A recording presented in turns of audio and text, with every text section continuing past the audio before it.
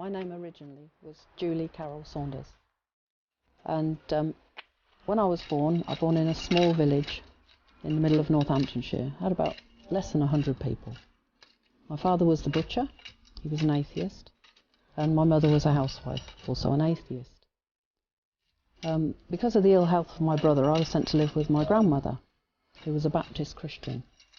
And it was in the same village, only a few doors down. So I grew up as a Baptist. So I led a very simple, almost luxurious life. There was no hassle, no trouble, no nothing. Very quiet. And I went through school at Wollaston, and then I was going to go into veterinary, but I damaged my back, so I couldn't. So I went into medicine, and I became a chiropodist. And I was also very active in the church. I ran the toddler group. I used to go to all the prayer meetings, all the study groups. I ran the old people's coffee mornings, and it was a big part of my life.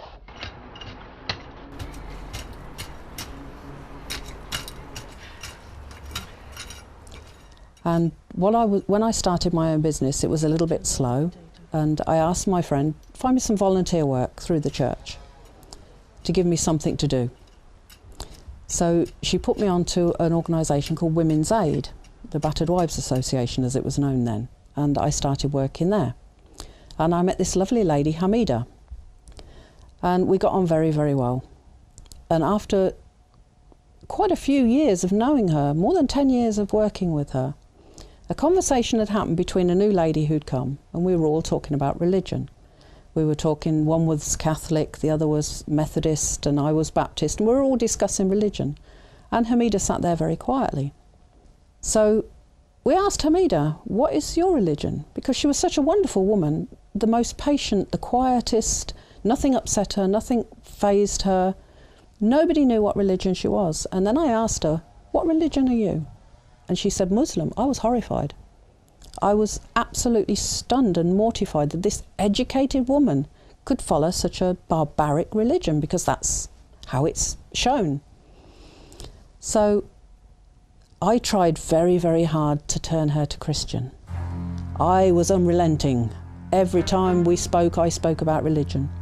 I was determined, what I thought, to pull this poor woman from a barbaric religion, to give her the freedom of Christianity. She didn't wear hijab. And I struggled and struggled, and in the end I think she got a bit tired of it. So she said to me, okay, if you can find any problem with Islam, any fault, anything incorrect with Islam, not with Muslim people, with Islam, I will become a Christian. So I thought, oh, challenge accepted, this is going to be easy. I said, okay, so how do I find out? She gave me one book called The Bent Rib, about feminism in Islam. I read it, I thought, this is fantastic. This can't be right, because this is not what we're shown. So I thought, she's given me something that's biased to mislead me. So I went to an Islamic shop in London, and the man there was very unfriendly. He had no intention of selling me anything. He was quite abrupt and rude to me about the way I dressed, and wouldn't help me. So I left. And I said to Hamida the story of what had happened, and she said, but that's Muslim people. That's not Islam. She told me another shop to go to in Luton, the Zamzam. And the man in there, although he looked very scary with a big beard and he wore the throbe and he looked as scary as the other guy, he was wonderful. He tolerated my 5 children in the shop, and he helped me. I went past him. I didn't want to ask him after the reaction the other man had given me. So I thought, I'm just going to look round. So I looked and I looked, and I found one book about women in Islam. I think it was called The Purpose of Women in Islam. So I thought, okay, I'll get this one. There must be something in there, from what I've seen of Islam, there must be something useful in there to beat her with. There must be something I can say, look, this is wrong. So I thought, great, I'll get this one. And the gentleman in the shop came over and said, Salam alaikum, sister. I had no idea what he was saying, apart from the sister. And then he said, can I help you? And I thought, help you I can get. So I said, yeah, I'm looking for something to learn about Islam. So he said, oh, that's fantastic. And he showed me 2 other books. So I said, okay, I'll get those. One was a book called The Life of the Prophet, or The Story of the Prophet, by Martin Lings. And it was written in pure English.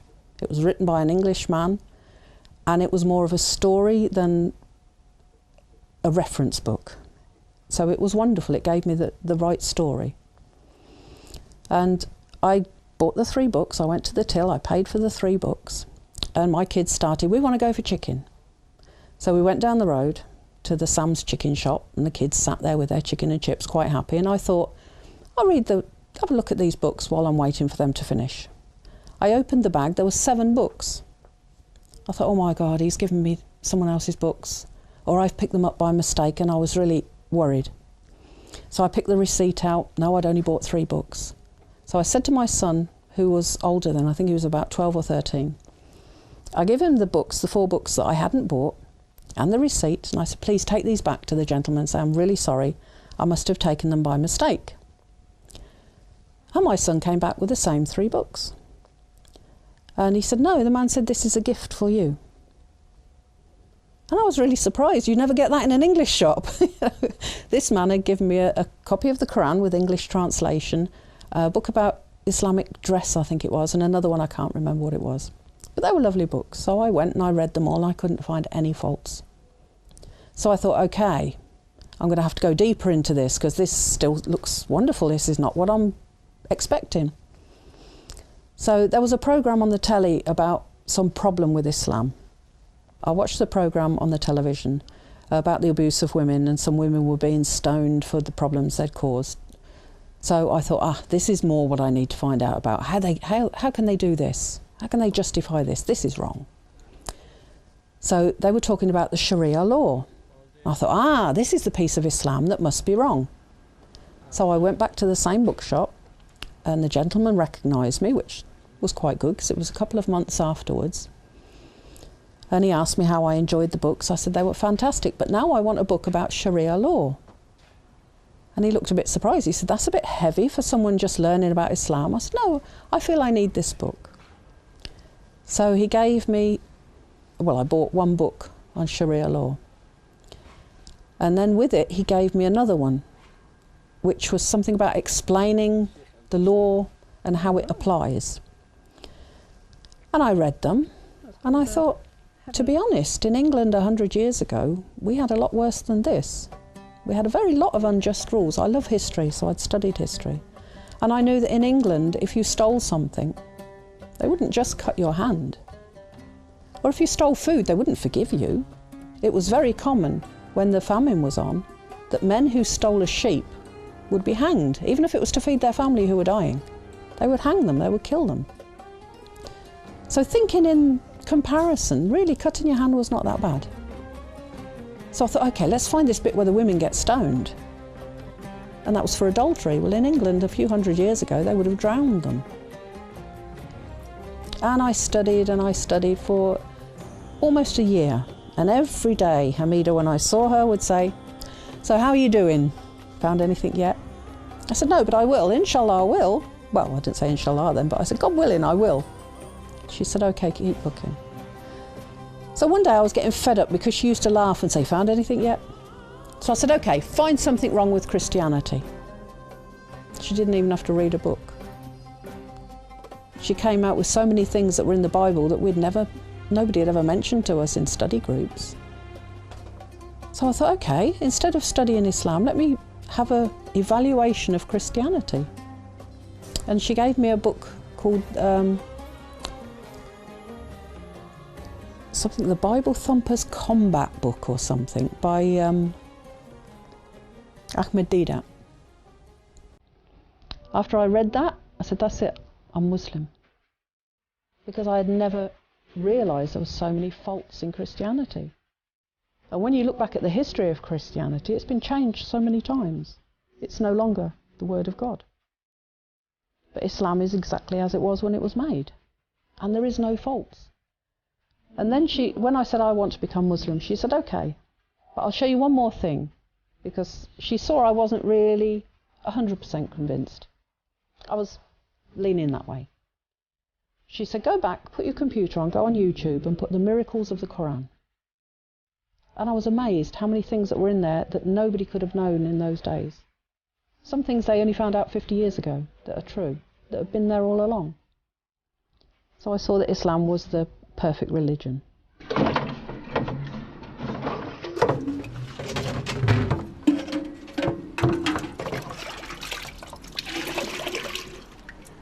several years I plodded on reading and learning more, and Hamida was against the hijab.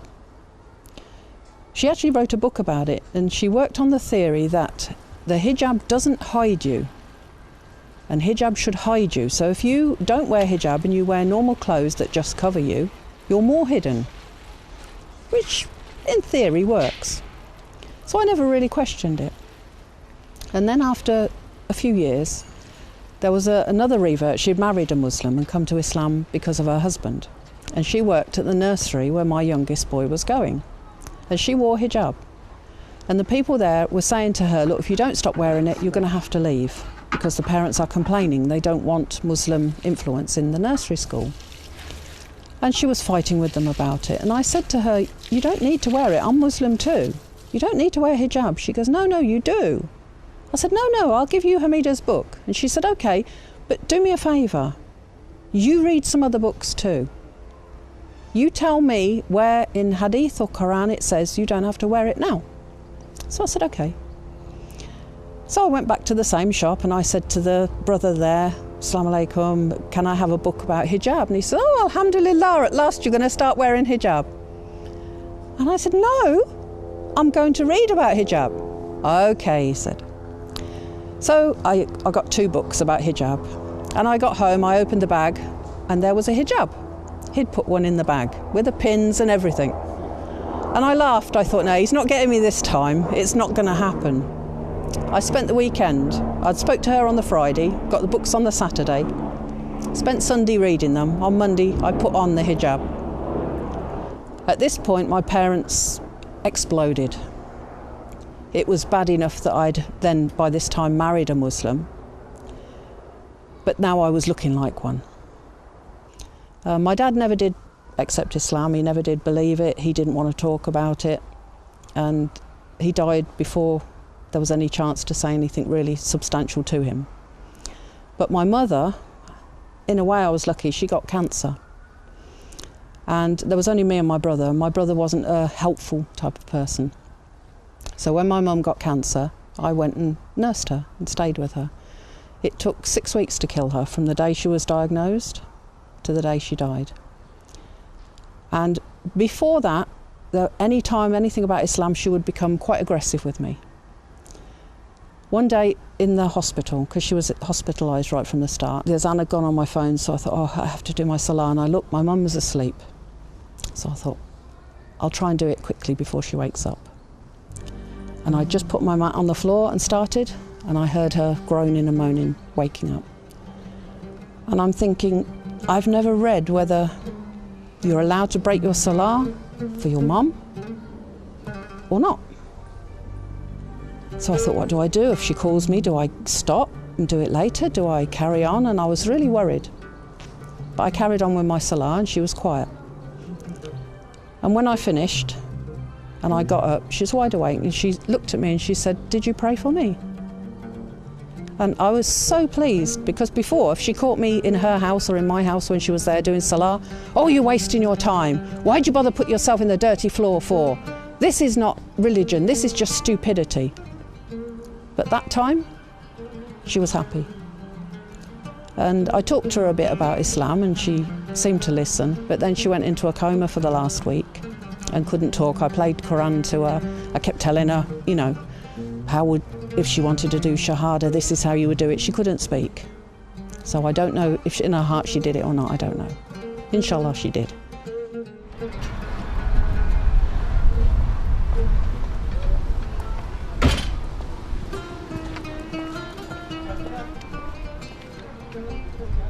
Before I was Muslim, I used to do artwork to supplement my income.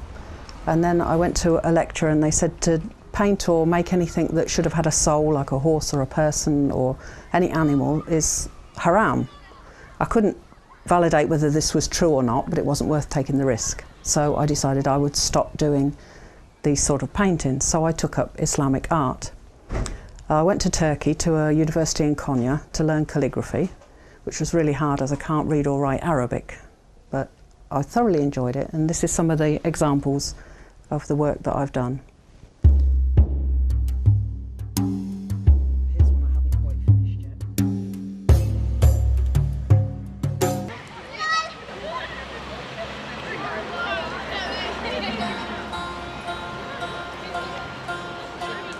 When I first became Muslim, I didn't know much about fasting and didn't really notice anybody doing it. So the first 2 years I didn't do it. I wasn't aware that it was going on and nobody said anything.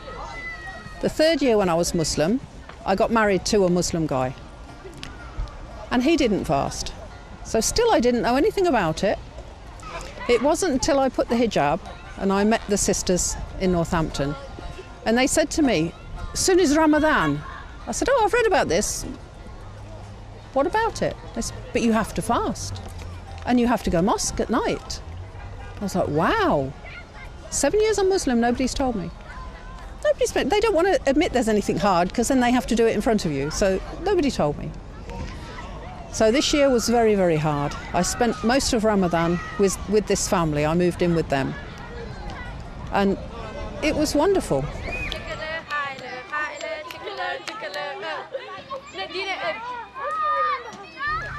One of the hardest things becoming a new Muslim is to learn Islam, the true Islam.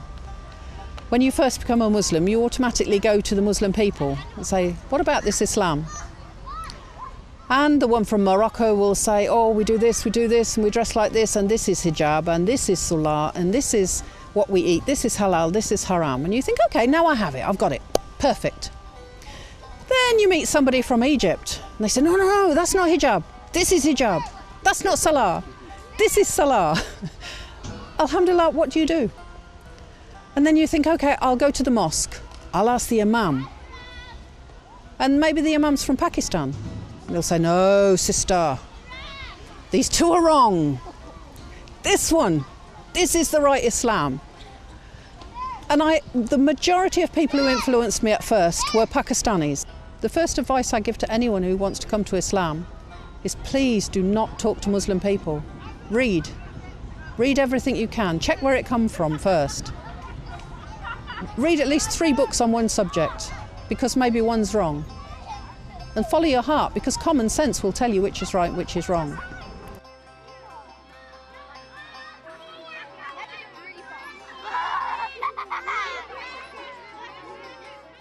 The thing that brought me to Islam is the feminism, the freedom for women. We wear hijab because we're beautiful, and our beauty is only for our husband, not for anyone in the street. When I didn't really want to wear hijab. I came to it very slowly.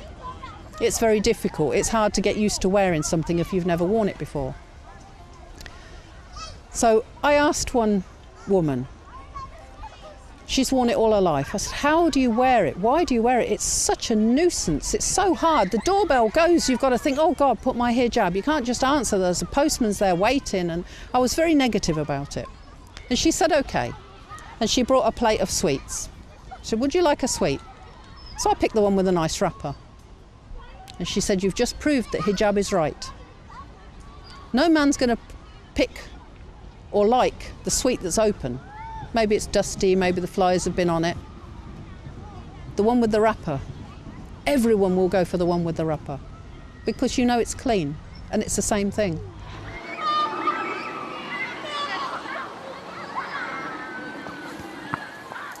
I lived abroad for a few years, and when I came back it was just after the problem in London of the bombings of the bus. And I'd always had abuse of being a Muslim. There was always stupid things said to me and occasionally things thrown and just stupid petty things.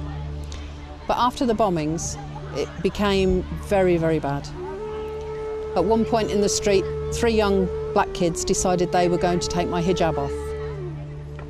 And I'd got my pin at the back, my pin at the front, so there was no way it was coming off without my head or my hair going with it.